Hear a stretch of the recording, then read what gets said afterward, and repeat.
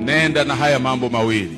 La kwanza, ukifanikiwa usijivune, mpe Mungu utukufu.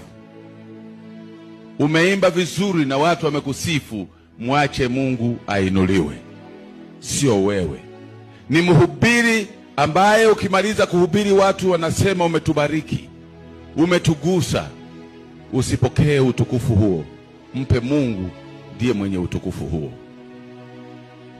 Umepewa madaraka, umepewa cheo, Mungu amebariki shughuli zako, usijivune. Fundisho la pili, kutana na Mungu.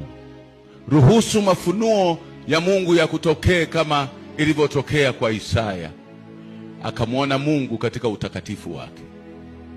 Alipokuwa hekaluni, hekalu, tukufu wa hekalu la dunia ukaungana na hekalu la mbinguni.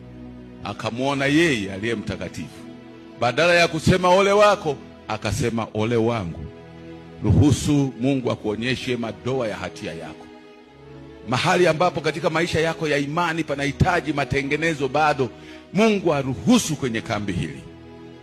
Ndipo useme na Paulo, katika wenye dhambi mimi ni mkuu wao. Mungu akubariki unapojitoa moyo wako kwa Yesu.